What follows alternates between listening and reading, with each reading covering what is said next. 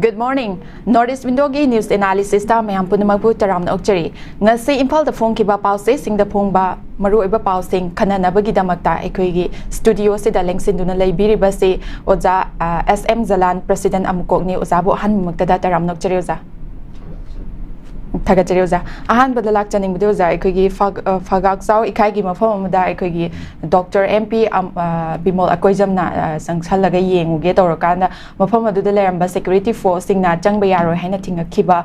thodok aduga mari leinana mahakna phungdokhibada lona yadaba unconstitutional oiba mongda proof amakhakta yumpham oiraga mafam asi changba yade hairakpagi thawong laibak thibani aduga ekhoi thodok asina furupta yumpham oiraga manipur thukaina basilakle haibase mayek sengna takle haina magna tongan tongan mafam sing phungdokpaga loinana 𝐍𝐄𝐖𝐒 ꯃꯈꯥ ꯂꯩꯀꯥꯏ ꯑꯃꯨꯛꯀ ꯍꯟꯅ ꯆꯪꯅꯕ ꯍꯣꯠꯅꯒꯅꯤ ꯍꯥꯏꯕ ꯋꯥꯐꯝꯅꯤ ꯑꯗꯨꯒ ꯋꯥꯐꯝ ꯑꯁꯤ ꯑꯩꯈꯣꯏꯒꯤ ꯄꯥꯔꯂꯤꯌꯥꯃꯦꯟꯠꯇ ꯄꯨꯈꯠꯇꯨꯅ ꯑꯦꯛꯁꯟ ꯂꯧꯍꯟꯒꯅꯤ ꯍꯥꯏꯕ ꯑꯗꯨꯒ ꯑꯩꯈꯣꯏꯒꯤ ꯋꯥꯐꯝ ꯑꯁꯤ ꯑꯩꯈꯣꯏꯒꯤ ꯃꯅꯤꯄꯨꯔꯒꯤ ꯃꯤꯌꯥꯝꯅꯁꯨ ꯌꯥꯐꯝ ꯊꯣꯛꯇꯦ ꯍꯥꯏꯕꯅꯆꯤꯡꯕ ꯇꯣꯉꯥꯟ ꯇꯣꯉꯥꯟꯕ ꯃꯍꯥꯛꯀꯤ ꯋꯥꯐꯝꯁꯤꯡ ꯐꯣꯡꯗꯣꯛꯄꯤꯔꯦ ꯑꯣꯖꯥ ꯋꯥꯐꯝ ꯑꯁꯤꯒ ꯃꯔꯤ ꯂꯩꯅꯅ ꯀꯔꯤ ꯋꯥꯐꯝ ꯊꯝꯕꯤꯅꯤ ꯑꯣꯖꯥ ꯑꯩꯈꯣꯏꯒꯤ 𝐍𝐄𝐖𝐒ꯒꯤ ꯋꯥꯐꯝꯁꯤ ꯁꯤꯈꯛ ꯅꯠꯇꯅ ꯑꯩꯈꯣꯏꯒꯤ ꯃꯅꯤꯄꯨꯔꯒꯤ ꯇꯣꯉꯥꯟ ꯇꯣꯉꯥꯟꯕ ꯑꯩꯈꯣꯏꯒꯤ ꯗꯤꯁꯇ꯭ꯔꯤꯛꯁꯤꯡꯗ ꯍꯥꯏꯕ ꯇꯥꯔꯦ ꯑꯩꯈꯣꯏ ꯆꯪꯊꯣꯛ ꯆꯪꯁꯤꯟꯒꯤ ꯃꯇꯥꯡꯗ ꯍꯥꯟꯅꯗꯒꯤ ꯍꯧꯅ ꯑꯩꯈꯣꯏ ꯄ꯭ꯔꯣꯕ꯭ꯂꯦꯝꯁꯤ ꯂꯩꯕ ꯑꯗꯣ ꯄ꯭ꯔꯣꯕ꯭ꯂꯦꯝꯁꯤ ꯆꯨꯝꯅ ꯄꯕ꯭ꯂꯤꯛꯀꯤ ꯃꯔꯛꯇ ꯚꯣꯂꯟꯇꯔꯤꯂꯤ ꯄ꯭ꯔꯣꯕ꯭ꯂꯦꯝ ꯂꯩꯕꯗꯨ ꯅꯠꯇꯕꯤꯗ ꯑꯩꯈꯣꯏꯒꯤ ꯂꯩꯉꯥꯛꯅ ꯒꯚꯔꯟꯃꯦꯟꯠꯅ ꯍꯥꯏꯕ ꯇꯥꯔꯦ ꯒꯚꯔꯟꯃꯦꯟꯠꯀꯤ ꯂꯩꯔꯤꯕ ꯂꯣ ꯑꯦꯟꯐꯣꯔꯁꯤꯡ ꯑꯦꯖꯦꯟꯁꯤꯅ ꯁꯤꯒꯤ ꯖꯒꯥꯁꯤ ꯐꯥꯎꯕꯅ ꯑꯩꯈꯣꯏꯒꯤ ꯀꯨꯀꯤꯁꯤꯡꯒꯤ ꯖꯒꯥꯅꯤ ꯁꯤꯒꯤ ꯖꯒꯥꯁꯤ ꯐꯥꯎꯕꯅ ꯃꯩꯇꯩꯒꯤ ꯖꯒꯥꯅꯤ ꯁꯨꯃꯥꯏꯅ ꯑꯩꯈꯣꯏꯒꯤ ꯀꯩꯅꯣꯃ ꯑꯩꯈꯣꯏꯒꯤ imaginary line nama yamna fajana thamaga magi tongan tongan territory ama maintain tawba adu gi mawong manba kanglu phur da yumpham oira kanda magi boundary ama territorial boundary ama thambagi mawong manba sumba practical kenoma enforcement nama mafam jale pasi yamna koire masigi issue se manipur la leriba CSO mayamna manipur la leriba tongan ba akoi political leader kaya nama sigi issue se matam kaya gi mamang dagi sum akoi hainaraga lakpani ado handak akoi kanona MP Bimol na akoi mafam se sangsallaga akoi satke haiba wafamama mafam se power sakke haiba wafamama akoi kanu torok se masi tangai phadana madugi kano se akoi gi madugi manungda leiriba aronba madugi manungda leiriba akoi gi kari haitare mayam mamangda phongdoktaba mayam mamangda puthokaba adugi wafam singdo madu MP Bimol na madu public ki domain da madugi potto issue moina puthona na ba torpa aduga loinana issue si akoi gi kano da parliament ta issue si raise tawna na ba si kano mo wakhalonda thawak torpa se masi bakti akoi yamna achumba akoi kano mani approach amani achumba initiative amani haina maina akoi feel tawi akoi right to move everywhere of India haina akoi Indian constitution ki manung janna akoi article number 19 clause 1 sub clause D gi makha da yauri base masi state chi manung da kari gi damakta mafam shira enforce tawdribano madu enforce tawna na hona bada akoi law enforcing agency amasung akoi center digi leriba state ki law enforcing agency da akoi kano tawna na ba assist tawna na ba laiba dumba security forces singchina masi kari gi damakta bharat tawribano habse masi akoi hauji ki matam sida akoi manipuri miyamna akoi hangpham thoba need of the akoi question ni akoi matam sigi hangpham thoba question amani ado masi lauthoktriba makhaidi lamdam se leriba akoi miyam se masi marakta akoi shanti se aduga amatoiba saktam se masi hanjalakpo oithoi haiba phumdo ai so no hona panjage Tagachari oja duka mathangda amuk lakchage akhoi Eastern Liangmai Naga Chief Chairman Association ELNCCA na thador pachirol amagi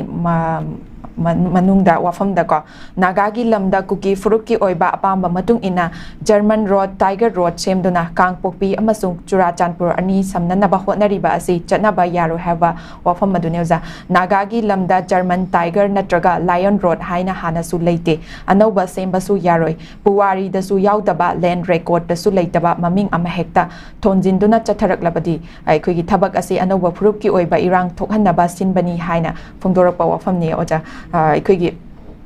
Kuki Furuki Kangpokpi Churachandpur samnanaba aikogi anauba mawong da haidare sumaina chatharakliba aikogi furupsingi marakta irang thoknanaba wafam aduni haiba wafam duni oza kari wafam thambini akoigi ngarang nahan recently haiba tare akoigi Department of Land Resource Government of Manipur na hokiba June gi tang taraga nipanda akoi keno ama thui office memorandum ama thui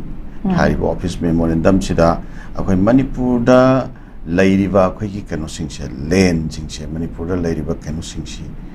village natraga road pu eraga su lairiba singse magi oiba apama mong da maming matha pangthon thonjan be yaroi madu keno toke haba taraga di prior in government ki approval lawgadabani government ki ayab lawgadabani no order thui hoi Masigi order sigi matungina Manipur da kanagumba village amata hanadagi lejarakba village ki maming si onthopa yaroi haba wafam si leire aduga lambi thongna singba sing si chuma si loine applicable oigadori bani loine inclusive oigadori bani sigi order sigi makhada aduna haujiki kanona liangmai ki akoi lupamana akoi ki sesida thamai wafam se masi yamna relevant oi haba tare akoi hanna Tiger Road kaina alagi German Road kaina sumaina maming anauba tholaga anauba maming tholaga mogi tonganba akoi keno amagi makhada wakhalona amagi makhada tonganba dream amagi makhada akoi road connectivity ki keno ma akoi program ama pakhaliba kokaliba mayam se masi totally akoi ki keno sidagi Manipur ki maruaina akoi ki valley ki area habitare mainland habitare Manipur ki valley da laiba siga haujiki haiba mafam sing siga ani sigi connectivity semasi segregation taunanaba tonganba Manipur ki separatism serisira Manipur ki separate tauba separatism ki pot serisira akoi chapchana tung koina santagadaba policy program ama akoi yamna akoi sangni yenga kana paikhatpa manba aduga matam akoi tongan ba akoi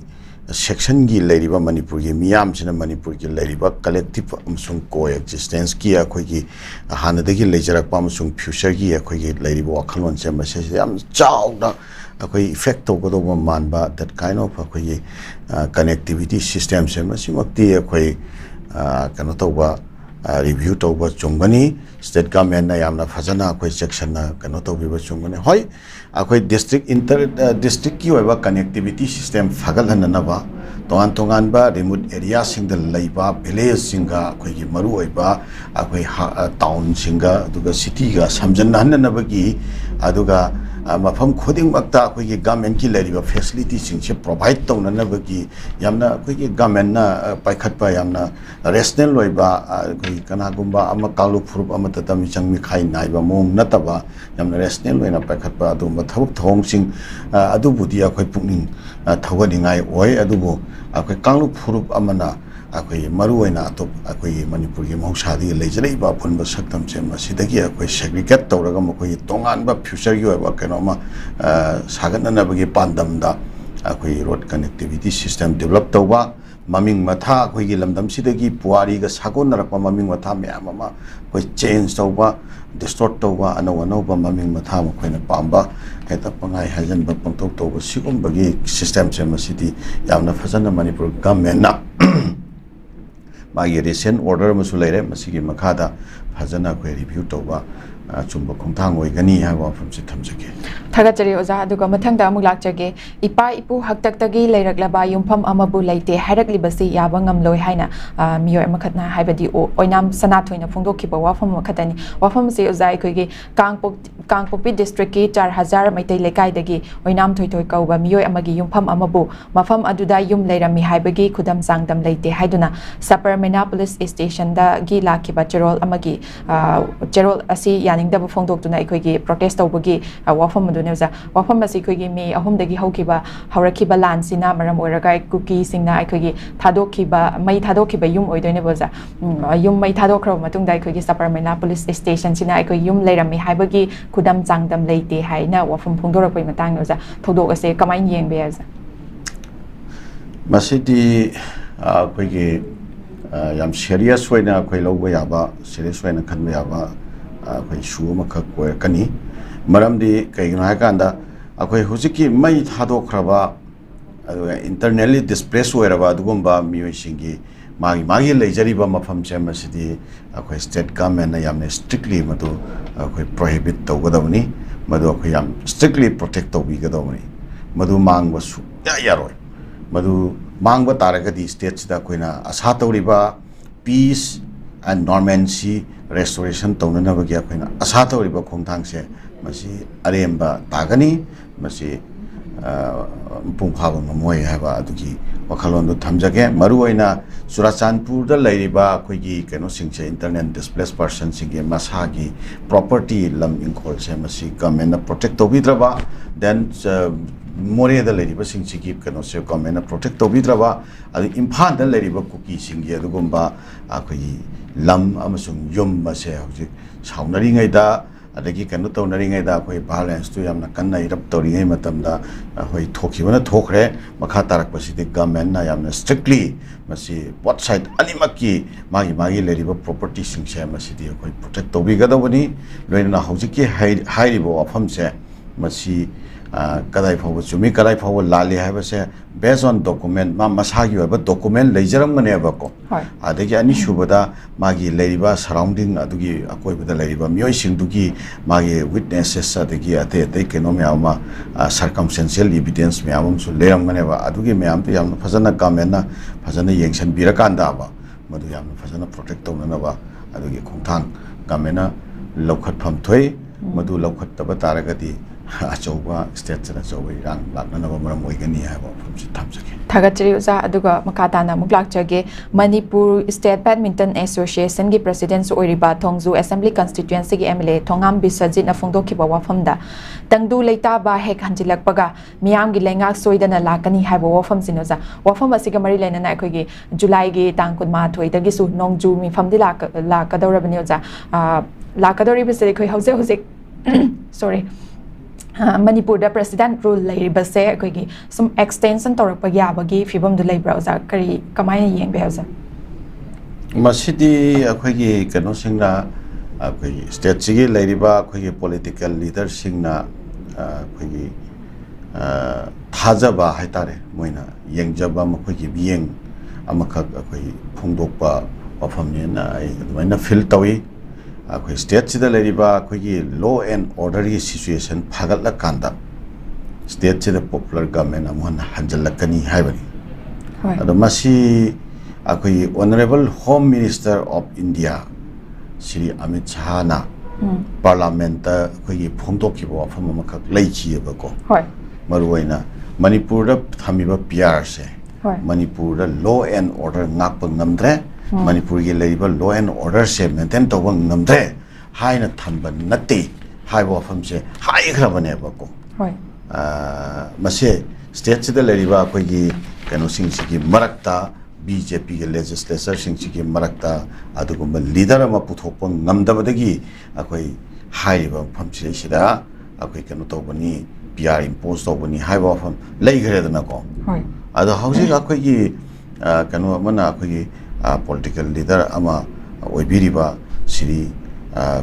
TS Biswarjit nako akoi thambira iba wafam jina amuka nasai gi keno haireba kari akoi state sida akoi tangdu leitabal situation do restore tautriŋ da popular government lakpagi oithokpa leiroi amu haireba ko adodi mahaki wafam siga nasai honorable home minister na parliament ta thamgri wafam siga ani si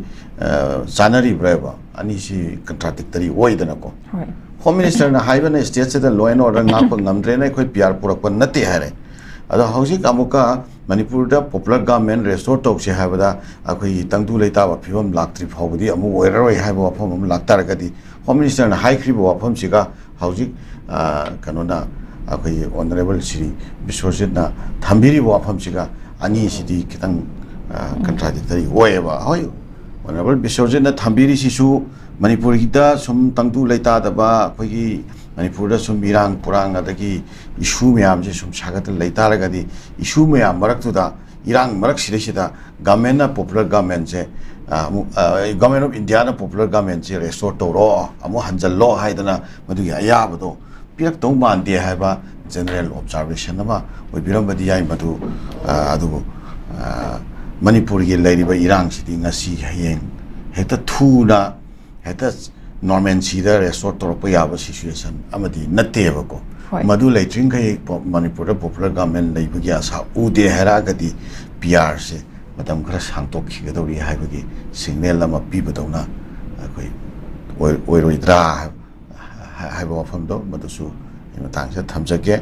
ado manipur da popular government ama leigado mande athubada haibasidi akoi PR lakhiba matam dudagi hauna akoi masigi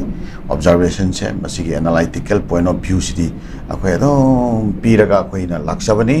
maruaina kaino akoi manipur da popular government ama center na dum thamba pamamagadi matam duda PR impose sungtau tawtawri ai haijariba PR impose torokriba se masi karigomba maram kharada natraga karigomba maram kharada maram do pira pishallaga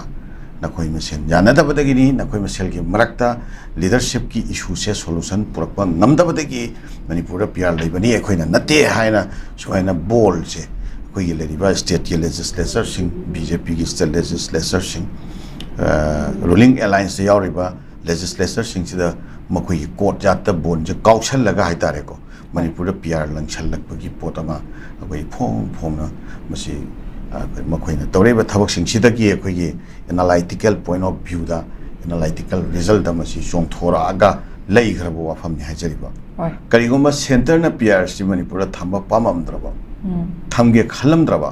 doiba tarakati state sida legislature gi akoi leader singi marakta BJP gi legislature party gi MLA singi marakta leader singi oiba crisis sab lai se masi center na intervention piraga overnight ta masi resolve to we have wafam chine ba koina ujari se manam de BJP have a discipline koi kano mane ba party mane ba BJP sidam koi mai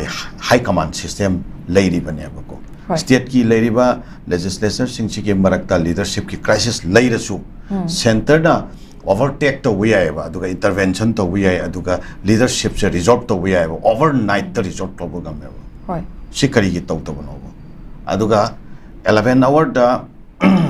February date 10 do erongani 11 hour da overnight ta manipur da akoi chief minister akoi matam du chief minister akoi Sri N Biren bu kanoda akoi puraga Rajbhavan da puraga resignation letter phelaga manipur nomani ni dugi manungda leadership ki crisis se solve to danaba tawgani na akoi sabit patra na hajalaga ni humni do one by one tongan na wari khara sanaramaga resolve to ngamdre na han ke banatra bo hoi ado haujik su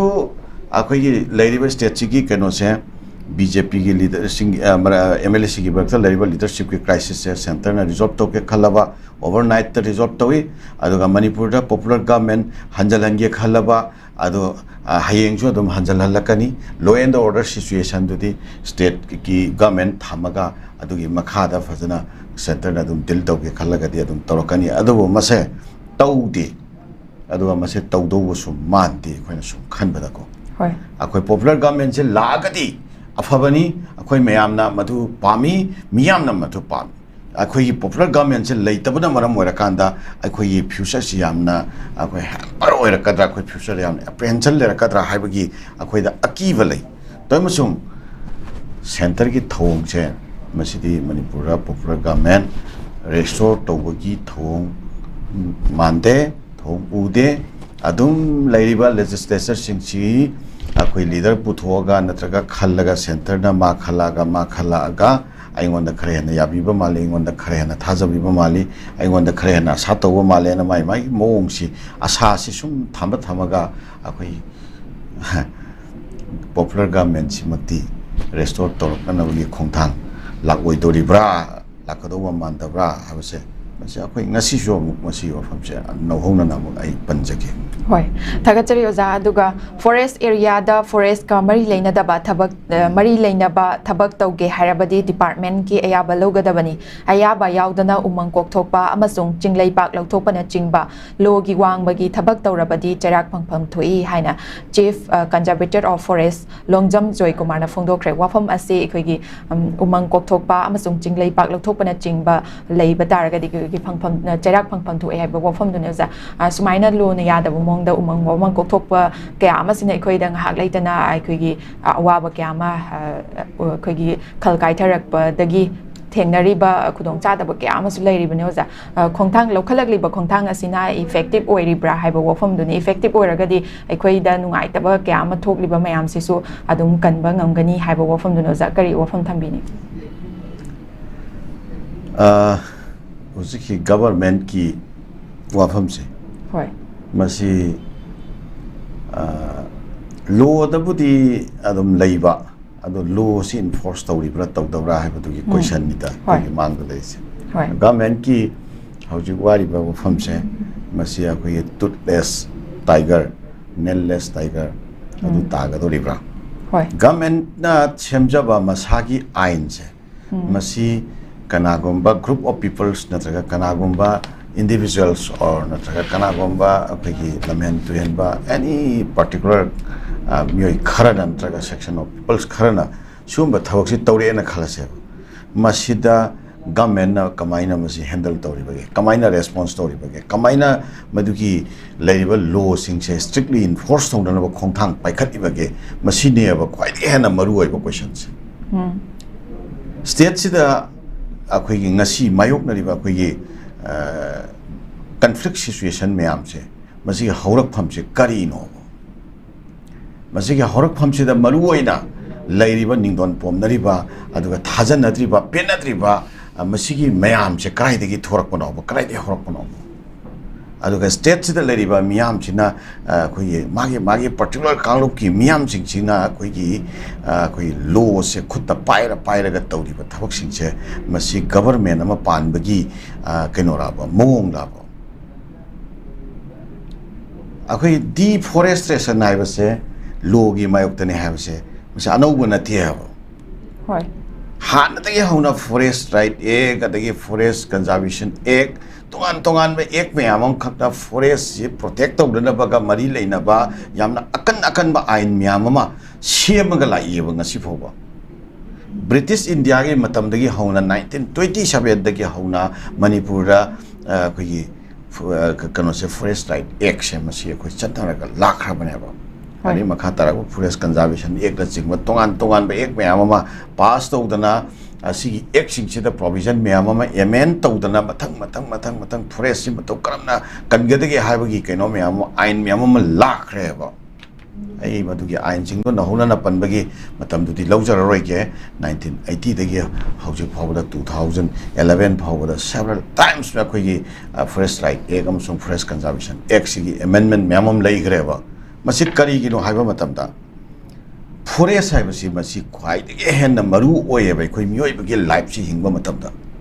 forest का अखोई life सिगा अखोई मियोइबगी life सिगा अनि से मसी सिगी मरक्ता लैनरिबा अमना अमदा depend तौबा relationship तो मदुना नेबा forest यामना important ओइना लेंगाकना लौदे याता लौरी खरिसे forest की राइट मैम प्रोटेक्ट तौगदमने हैना थमख्रिबा फॉरेस्ट कनगदमने थमख्रिसे अदुगी दमक्तनेबा करिगिनो हाइतारगदी अखोई मियोइबने हिंगबदा चंगबा tangai phadana akoi hingbada mathau taba potsak myam ama forest na product toya forest na puthore akoi maruaina akoi gi madugi myam dugi marakta akoi masi pung ama ani pung mari manga akoi lecture tawna gadaba piba adagi magi keno mani topic amani ado subjala kan maruaina ecological balance hoi akoi mioi bani hingba matamda akoi oxygen akoi mioi bana hingba matamda changba water akoi mioi bana hingba da changba matamda akoi hingba matamda changba akoi climate haiba tare masi kanana balance tawraga thami kanana masi gi myamsi akoi da kano tawraga provide tawraga thami hai kanda forest na provide tawraga thameba aduna maram wara kanda forest kan ba haibase akoi gi life kan bane haibuneba aduna manipur la riba forest se masi akoi manipur la riba myam kan che ba taragani forest kan ba mathok tai forest kan da forest series kok umang se patak na kok thoe ga zoom cultivation khangde adudagi poppy cultivation khangde pak sana tawsalle adugi tawsaliba mpham jingdo poppy cultivation tawsali mpham jingdo da chemical fertilizers bayamama akoi sijinare tongan ba yamna akan ba chemical fertilizers bayam sijina khale aduna maram warakanda nong kitang ta matamda ngasai nong chigi ising se pambi jing chigi mara sina chupchallaga akoi tapna sum puthoga thadora ka toineba sigi balance kairaga nong kitang ta matamda soil ga kariga punna nekta jing sidagi takthara akoi turen khong si ju phunjale aduga takthara iba pochida soil lu yauna takthara posida soil singdu da ngasai gi pakchallaga lehoba ngasai gi keno singdu chemical fertilizers sing tuki akoi lem hoba akoi adu chusal hoba poching du so ising de yorako na mar kanda masigi ising si charu thauba mioi sing si da akoi gi yamna akoi tongan ba akoi health ki situation je deteriorated oina na ba that kind of atmosphere ma manipur lerak ibadeva hoi are nong kitang ta matam da akoi gi ising hekta khudak ki oiba ising chau thokpa longnam ban thingnam da ba manipur da devastation myam ma thokpa such kind of things masi krai dagi no umang kok thokpa sin maram wara ka da thorei ne hoi ana maram wara ka da poppy cultivation se masi gi phataba amang ba myam lekhre ba se thingba aruga deforestation thingba haibse masi bakti achumba khongthang amane ba but kamaina thingadagi aduga karamba ain gi makhada thingadagi karamba system gi makhada thingadagi ado kamain torkada leiriba miyam chigi marakta masi koi problem thokhandana understanding leinaraga akoi punabakna masi ain haibasidi ada we are the law abiding citizen akoi law abiding citizen ne law abide tok daba yadeba law si yadaba yadeba ano masi miyam chi kyan tan ra kanda akoi problem thokhandana masigi system singse masi implement tawba ngamna ba government na kamaina thabak paikhat pigadori bage haibase masi ni khwaidi hena maru wari bo afamse ana government na magi law da layen di phongdokpa aduga lairiba potse kamaina enforce tawgada ge haibagi chapchaba mechanism amadi udawa adu be taragadi toothless tiger ni nailless tiger ni hairoi tawgi maram leibra haiwa famse thamsake hoi thagachiri oza aroi beda lakjage ai khogi manipur da leiriba hojek ai illegal immigrant ke issue asiga mari lenana ai khogi manipur gi governor ajay kumar balana phongdokhiba wafam da manipur na khwaidagi cheksin ba adar sembagi kanglun semduna illegal foreigners sing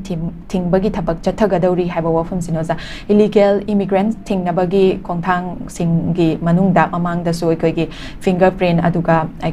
border fencing na chingba kaya amasu tawbagi wafam leikrabani oza henna effective oina bagi damakta illegal immigrants se tingnabagi henna step se karamba henna khongthang lokhatpa yabagi habdo zagi oiba wafam thambi oza hojaki akoi governor ajay kumar balana haibiri wafam se si manipur da illegal immigrant ki problem leire masina maram wara kanda manipur da leiriba akoi kanglu phuru mayam chigi marakta trust deficit leire hoi masina maram wara kanda manipur da akoi ethnic conflict mayam ama khak maru hunnana ba maram oire masina maram wara kanda manipur da loiba naira roi da ba ethnic ki problem mayam am khak leigadore haibase masini sida akoi yumpham wara kanda masigi miyeng da yengjara kanda governor ajay kumar balagi wafam se masi akoi yam helpful loigadaba yam phagadaba adumba khongthang ama khapudi oi ꯑꯗꯨꯕꯨ ꯃꯇꯥꯡꯁꯤꯗ ꯑꯩꯅ ꯂꯥꯛꯆꯅꯤꯡꯕ ꯋꯥꯐꯝꯗꯤ ꯉꯁꯥꯏ ꯃꯃꯥꯡꯗ ꯗꯤꯐꯣꯔꯦꯁꯇꯦꯁꯟꯒꯤ ꯃꯇꯥꯡꯗ ꯍꯥꯏꯖꯈꯤꯕ ꯑꯗꯨꯅꯤ ꯆꯞ ꯃꯥꯟꯅꯩ ꯍꯥꯟꯅꯁꯨ ꯏꯂꯤꯒꯦꯜ ꯏꯃꯤꯒ꯭ꯔꯦꯟꯁꯦ ꯑꯩꯈꯣꯏ ꯍꯥꯟꯅ ꯂꯩꯔꯤꯕ ꯑꯩꯈꯣꯏꯒꯤ ꯄ꯭ꯔꯤꯚꯦꯂꯤꯡ ꯂꯣꯁꯤꯡꯁꯤꯒꯤ ꯃꯈꯥꯗ ꯃꯅꯤꯄꯨꯔꯗ ꯏꯂꯤꯒꯦꯜ ꯏꯃꯤꯒ꯭ꯔꯦꯟꯁꯦ ꯃꯁꯤ ꯆꯪꯉꯛꯄꯗ ꯊꯤꯡꯅꯅꯕꯒꯤ ꯑꯥꯏꯟ ꯑꯃ ꯐꯥꯎꯕ ꯂꯩꯇꯦꯅ ꯑꯩꯈꯣꯏꯅ ꯍꯥꯏꯒꯗꯧꯔꯤꯕ꯭ꯔꯥꯕ ꯍꯥꯟꯅꯁꯨ ꯑꯥꯏꯟ ꯃꯌꯥꯝ ꯑꯃ ꯂꯩꯌꯦꯕ ꯑꯗꯨꯒꯤ ꯑꯥꯏꯟꯁꯤꯡꯗꯣ ꯀꯔꯤꯒꯤ ꯑꯩꯈꯣꯏꯒꯤ ꯁ꯭ꯇꯦꯠꯁꯤꯗ ꯃꯅꯥ ꯄꯪꯕꯅꯣ ꯀꯔꯤꯒꯤ ꯑꯩꯈꯣꯏꯒꯤ ꯁ꯭ꯇꯦꯠꯁꯤꯗ ꯑꯗꯨꯒꯤ ꯑꯥꯏꯟꯁꯤꯡꯗꯨ ꯏꯝꯄ꯭ꯂꯤꯃꯦꯟ ꯇꯧꯗꯕꯅꯣ ꯗꯦꯠꯁ ꯗ ꯀ꯭ꯋꯦꯁꯟ ꯑꯥꯏꯟ ꯃꯌꯥꯝ ꯑꯃ ꯄꯨꯔꯛꯄ ꯌꯥꯏ ꯄꯣꯂꯤꯁꯤ ꯃꯌꯥꯝ ꯑꯃ ꯄꯨꯔꯛꯄ ꯌꯥꯏ ꯄ꯭ꯔꯣꯒ꯭ꯔꯥꯝ ꯃꯌꯥꯝ ꯑꯃ ꯄꯨꯔꯛꯄ ꯌꯥꯏ ꯇꯦꯕꯟꯗꯒꯤ ꯑꯗꯨ ꯃꯗꯨ ꯏꯝꯄ꯭ꯂꯤꯃꯦꯟ ꯇꯧꯗ꯭ꯔꯒꯗꯤ ꯀꯔꯤ ꯀꯥꯟꯅꯒꯗꯧꯔꯤꯒꯦꯕ मधु फजन स्ट्रिक्टली इन्फोर्स तौद्रगदी करी इफेक्टिव ओइगदौरिगेबा अनु मणिपुर इलीगल इमिग्रेंट चंगकपसिबु हानगी ममांग लैरिबा प्रिवेलिंग लॉज सिंगदुगी मखादा मखोय सिंगसिदा एग्जेम्पशन पिरमब्राबा मखोय थिंगननबा तोंगानबा अखोयगी फॉरेनर्स राइट एक्ट अदगी तोंगान एक म्याममसु लैरिना अरे मखोय म्याम तो डिटेक्ट तौननबा तोंगान बा आइन म्याममसु मणिपुर लैरिना अदो करिगिनो हान चंगकपदा प्रोटेक्ट तौबा ngamhौद्रिबा प्रिवेंट तौबा ngamहौद्रिबा अदुगा चंगागा मणिपुर लैग्रबा कांगुसे मसी फजना गवर्नमेंट की अखन्नबा यामना स्पेसिफिक ओइबा अदुंबा इनिशिएटिव अम दरकार लैयबा काबक तुबक नदी यारोय सिनि तखना हाइसे काबक तुबक की थबक नदी सुआय यारोयबा यामना फजना इफेक्टिव ओइगदबा यामना कंप्रिहेंसिव ओइबा यामना स्पेसिफिक ओइबा अदुगुंबा इनिशिएटिव अमखक मणिपुर मथौ ताय अदुगा लोइनाना यामना इम्पार्शियल ओइबा मोंगदा नागागी दगी ओइगेरा नत्रगा अखोयी पांगन की दगी ओइगेरा मैतै दगी ओइगेरा कुकी दगी ओइगेरा अखोयी मणिपुर सिदा इलीगल माइग्रेंट हाइबसे मसी लैब्रा मसुंग लैतब्रा हाइबसे अखोय चपचाना अखोय अमदंग फजना मयाम से अखोय सर्वे अम चंगेबा अदुगी सर्वे दो लोइनबक ना ओबे तौगदबनेबा लोइनबक ना यागदबनेबा याम इम्पार्शियल ओइबा बोंग सर्वे तौगदबनी अदुगा कईगोंबा मदैदा लैरंबा मत फंगबा अदुगुंबा इलीगल माइग्रेंट मखैदो मदुदी फजना डिटेक्ट तौरम मतुंगदा मखोय सिंगदो मखोयगी ओइबा अखोयगी नेटिव प्लेस दो मदुदा अखोय फजना गवर्नमेंट पाउ फाउनरगा डिपोर्टेशन तौननबगी खोंथांग पाइखटकदोबनी डिपोर्टेशन तौबा यारोइदबा इंटरनेशनल लॉ की मखादा तोंगान लॉ ना कनो तोरकदबा तोंगानबा अखोयगी डिपोर्टेशन दा प्रैक्टिकल ओइररोइदबा उपाय लेररोइदबा कांगु हाइबमसु लैको अदुगुंबा सिंग अदुना गवर्नमेंट कैटेगराइजेशन अमगी मखादा मखोय सिंग अदो अककनबा मतम अमसुंग कनो अमा पीरकांदा पार्लियामेंट ना फजना मखोयगी ओइबा लॉ अमा प्रोविजन अमा सेंबिरगा अखोयगी अपार्ट फ्रॉम आवर सिटीजन को अखोयगी सिटीजन की नतबा तोंगानबा अखोयगी कनो अमखक मखोयगी लॉ अमखक मखोय प्रोविजन अमखक की मखादा मखोयदो अखन्नबा नत्रगा अककनबा मफम अमखकता कंसंट्रेट तौरगा थंबना चिंगबा खोंथांग अदुगुंबा मयाम अमा हानदगी अखोयगी तोंगा एनआरसी की मतंगदा टेटगी मतंगदसु अदुगी प्रोविजन यावजबनी शुंबा खोंथांग जिंगसे पाइखत पिरकांदा अखोयगी मफम सिगी ओइबा नेटिव पीपल नतबा अतोपा आइन ने यादबा मितो मियान चा मयाम अमा अखोयगी लबदम सिदा यपसेललकपा अमसुंग यानसेललकपा हाइबसे मसी प्रॉब्लम थोंनिंगाइगी मचाकनी अना मसी थोललोइगे हाइबा तारिगी गवर्नमेंट ना मसागी लेजरिबा आइन दो मदु स्ट्रिक्टली इम्प्लीमेंट तौननबा मदुगी मेकानिजम दो मधु हाना तौरी से फेल होइरे हाबसिमुदी अखोय पुनमंगना खांगी गवर्नमेंट सु मसे खंगफम थोई अन हाना के फेल होइबा सिस्टम से कमाइना तौरगा मसी इम्प्लीमेंट तौबा यागदगे कमाइना इफेक्टिव होइगदगे हाबसे सिगी रिड्रेसल होइबा सिगी केनोमा रिव्यू अमा गवर्नमेंट ना पाइखटपा मथौ ताय अदुगा मदुगी मखादा चपचाबा कम्प्रिहेंसिव एक्शन प्लान अमा गवर्नमेंट ना पाइखटपिबा मथौ ताय हाबा फमसे मसी है थमजगे Right. Thagachari Oza, Ozagi Chilabo Matam Gabusu Kaituk Piduna, Taramasibu Mapung Pahan Bibagi the Makta Ozabu, Hanging Island, Thagachari Oza. Matanga Sida News Analysis, Luisinjare, Bityang Tabiriba, Punuma Pusu, Amukana, Thagachari. Miamna Korang Nangainaba, Sidon Sinjaba, Third Youth Convention cum career counseling lakleba July gi tang tarukta sangayungfam gi amata ngairaba community hall da sungsoi soidana pangthok jaragani hariba youth convention asida manipuri saknarabi motivational speaker ma'am Silomi amadi ma'am Rose Kennedy ga loinana saknaraba speaker kayana sarugyagadori loina yamna nungairaba quiz competition amasu saknaraba youth icon Mirasa Korina host oiduna pangthok jagani Hariba convention asida youth singamadi students singi yamna kanaraba wafam kaya su yauri maru oina unemployed youth singi job amadi students singi higher or further studies singi matangda khang hairaba kayana ngangadori Kaubiraganu 3rd Youth Convention cum Career Counseling on 6 July 2025 at Sangayungfam Community Hall.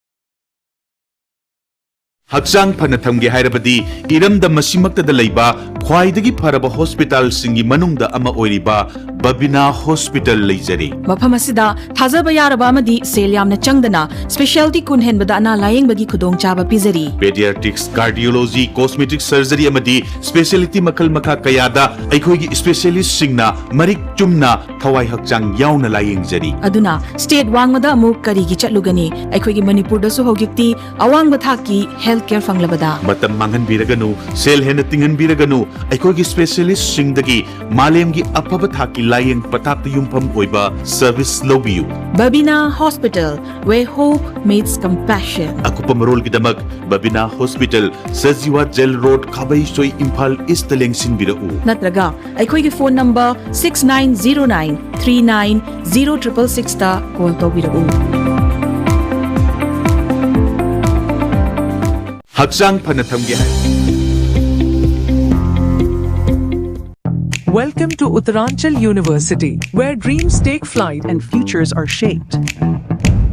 Here, knowledge meets innovation and curiosity fuels discovery. Our commitment to excellence and cutting-edge research sets us apart, preparing our students to lead in a rapidly evolving world.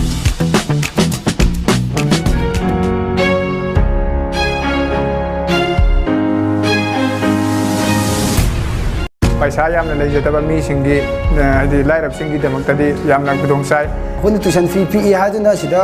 Education मोगी system सिदा फजना सोइबो खोटबो केमता लेते फजना तंबी hospital अमदा doctor अमना माइ पाकना बखोनरप मतमदा हाइथोय सिंथोयरबा paramedics अमदि health care technician सिंगी अचौबो थौदांग ले JR Institute of Medical Sciences ta degree amadi diploma in MLT, OTT, RIT, diabetes management, clinical nutrition asina chingba paramedical gi field da yamna thak wanglaba education amadi hands on training pizari Pharmacy Council of India na approve tawraba pharmacy gi diploma course su yamna affordable oiba fee structure da pizari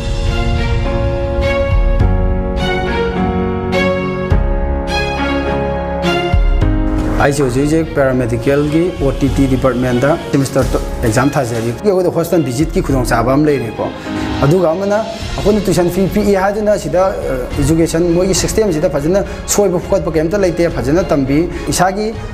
लेब मतिक चान लेबा library मतिक चान लेबा अमसु hostel मतिक चान लेबा मरम मोरगा hostel दा अखोन hostel visit अदुम दे चतबा fungi अखोय लोइजद्रगासो अदुम nursing doctor सिंगना अखोयदा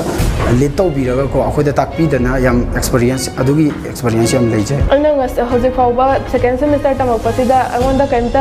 अवाबा हाइदि कैमता लेते कैगिना हारगांदा अखोयदा दुम facilities अदुम फंगली लेब की facilities अदगे अखोयना खंगनिंगबा हाइनिंगबा Poonam hospital चलगा ओइरो लेब त चलगा ओइरो अखोय दुम तौवे इंस्टीट्यूट एसिना पीरिबा खुदोंचाबा एसि मयाम पुनः लौमिनसे पुनः तमिनसे खुदोंचाबा मयाम से लौमिनसे मयाम से पुनः तमिनसे फ्री काउंसलिंग सेशन अमसुंग डायरेक्ट एडमिशन की दमक मखाद पीरिबा नंबर सिदा कॉल तौबीदुना खुदोंचाबा असि लौबियु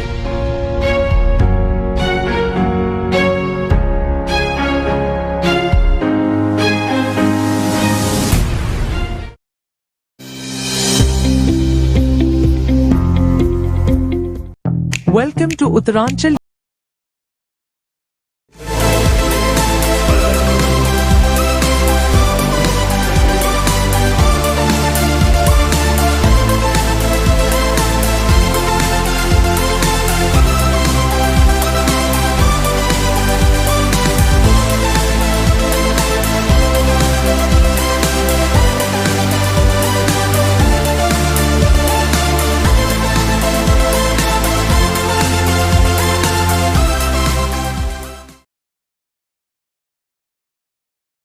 chahi khudingi miyoi lising kaya NEET exam da qualified oiragasu subnatagi miyoi kharadak government selection phangduna MBBS tambai khudong chaba phang lemhoriba NEET qualified oiraba student sing da wahang khara lai